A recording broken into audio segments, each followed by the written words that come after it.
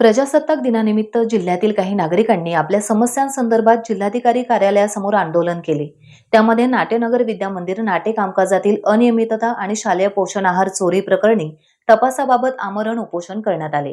रत्नदुर्ग रिक्षा व्यावसायिक संघटना झाकादेवी खालगाव यांनी रिक्षा व्यावसायिकांना 6 महिने व्यवसायास मज्जाव केल्याप्रकरणी बेमुदत उपोषण करण्यात आले. मेहमुदिबजी मजगाव यांनी जात पडताळणी होत नसल्याबाबत लाक्षणिक धरणे आंदोलन केले. ते दिव्यांग असून माजी मुख्याध्यापक आहेत. तसेच सहकारी मजूर संस्था स्थापनेसाठी नोंदणी झाली असताना नोंदणी मंजूर होत नसल्याबाबत लाक्षणिक धरणे कार्यक्रम करण्यात आला. सर्व आंदोलनकर्त्यांना प्रशासनाच्या वतीने लोकशाही पद्धतीने मार्ग काढण्यात येईल अशा सूचना देऊन आंदोलन थांबवण्यात आले. आम्हाला मजूर सहकारी संस्था एक स्थापन करायची आमच्या गावामध्ये. आमच्या ज्या मजूर सहकारी संस्थेसाठी सहकार विभागाने निश्चित केलेल्या परिपत्रकाप्रमाणे नियोजित संस्थेचे सदस्य हे मजूर आणि विभक्त कुटुंबातील असल्याच्या दाखल्याची आवश्यकता असते. दिनांक 6/10/2023 रोजी आम्ही तहसील कार्यालयाकडे रिसर अर्ज केलेला आहे.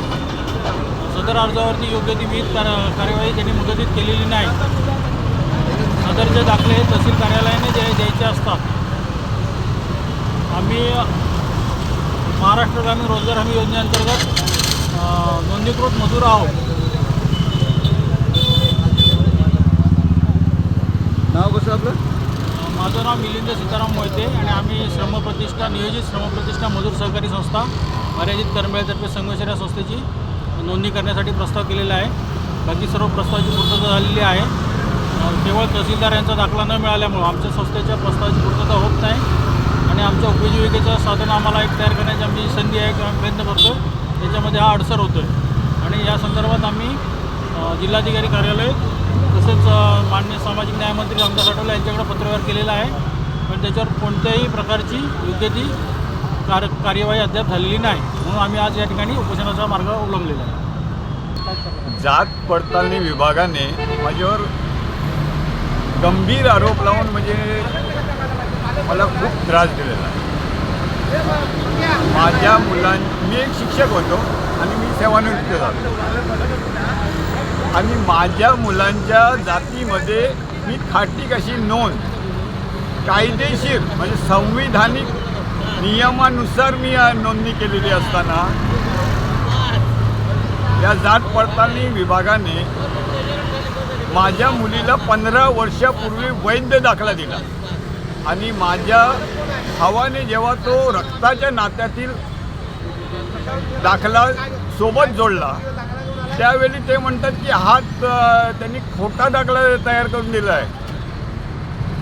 आता माझ्या मुलांच्या दाखल्यात मी शिक्षक असल्याने त्यांनी जात घुसडली हा शब्द त्यांनी वापरला आहे. शाळेच्या दप्तरी कोणत्याही प्रकारचे शब्द किंवा कोणत्याही प्रकारचा हे घुसडता येते काय?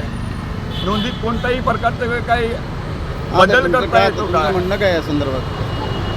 जो माझ्यावर अन्याय झाला आहे तर त्यांनी जे 3 वाक्य वापरले की उर्दू शाळेत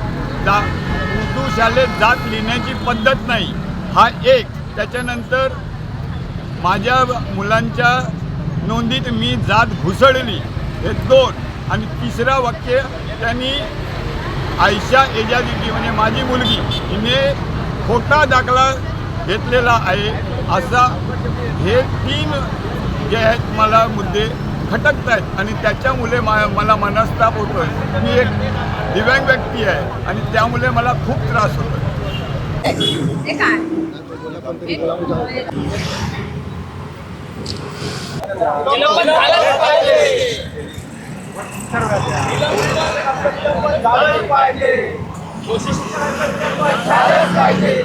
तर मी मकरंद मधुसूदन दाखरस नाट्यनगर विद्यामंदिर नाटे शालेय समिती सदस्य तसं ग्रामपंचायत सदस्य ग्रामपंचायत नाटे तालुका राजापूर जिल्हा रत्नागिरी. आमची प्रमुख मागणी आहे उपोषणाच्या दरम्यान की आमच्या शाळेमध्ये जी शासन धान्य शालेय पोषण आहारमध्ये जी चोरी झाली आणि जे दोषी शिक्षक आहेत मुख्याध्यापक आणि सहाय्यक शिक्षक त्या दोषी शिक्षकांचं तात्काळ निलंबन करण्यासाठी शिक्षणाधिकाऱ्यांनी पत्र दिलं होतं 10 नोव्हेंबरला. त्या अनुषंगाने ग्रामसभेने मासिक सभेने ठराव करून त्यांचा निलंबनाचा ठराव बहुमताने पारित केलेला असताना सुद्धा संस्था प्रमुख त्यांच्या निलंबनाची कारवाई करण्यासाठी दिरंगाई करत आहेत. तसंच शिक्षणाधिकाऱ्यांनी सीओनी पूर्ण सखोल चौकशी करून सुद्धा परत तात्काळ निलंबन करण्यासाठी संस्थाप्रमुखांना ऑर्डर केली होती. तात्काळ निलंबन करा, नाही केले तर कायदेशीर कारवाईला पात्र राहाल. पण अद्यापही 2 महिने झाले तरी त्यांची निलंबनाची कारवाई संस्थेच्या संस्थाध्यक्ष संदीप रामचंद्र बनकर यांनी पूर्ण नाही केलेले. तर ते दिरंगाई करतात आणि त्यांचा जो शासकीय कर्तव्य आहे की वरिष्ठांचे आदेश मानणं, ज्या शिक्षणाधिकारी करायला विलंब का करतायत? हां, ते कारवाई करायला विलंब करतात. म्हणजे ते आता मुख्य आरोपी आहेत त्याच्यात तांदूळ चोरीमध्ये. त्यांच्यावर चार्जशीट दाखल आहे. 5वे आरोपी म्हणून पोलिसांनी त्यांच्यावरती चार्जशीट दाखल केलेली आहे. राजापूर कोर्टात तारीख आहे आता. संस्था प्रमुखांवर सुद्धा FIR चार्जशीट दाखल झालेली आहे.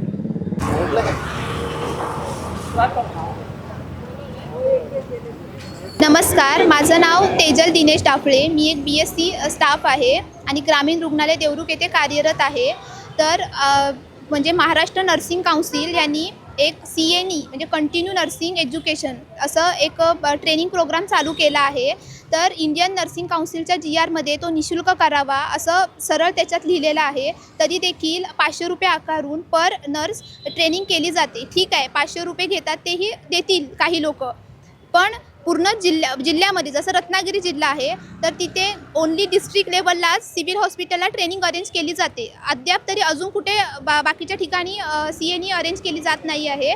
तर पूर्ण माझं म्हणणं एवढंच आहे की रत्नागिरी जिल्ह्यात एवढी गावं आहेत, त्याच्या अजून खेडोपाड आहेत, तिथे ANM, CHOs, GNM, BSc nurses काम करत असतात. तर प्रत्येकाला ते जर सुट्टी अरेंज झाली, जरी 9ला ट्रेनिंग चालू होते तर त्यांना ते येणं पॉसिबल नाही आहे.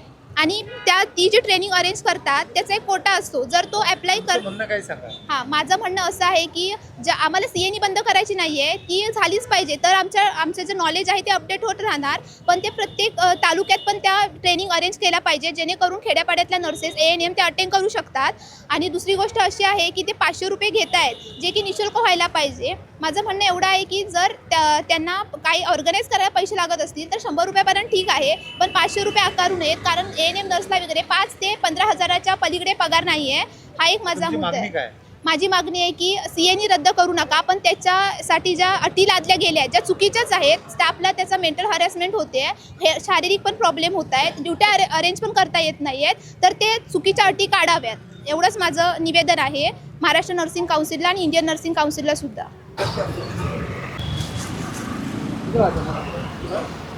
मी ॲडव्होकेट गौरव देवेंद्र शेलार. आज भूमी अभिलेख खात्याने माझ्या नकाशामध्ये केलेली चूक दुरुस्त करून मिळावी याकरता मी 21/2024 मी एक पत्र केलं होतं, अर्ज केला होता. त्या अर्जानुसार जवळजवळ 1 ते 2 वर्ष मी त्यांच्याकडे याच्यासाठी पाठपुरावा करतो आहे. हे माझे वडील आहेत साईडला, त्यांचं वय वर्ष 60 आहे.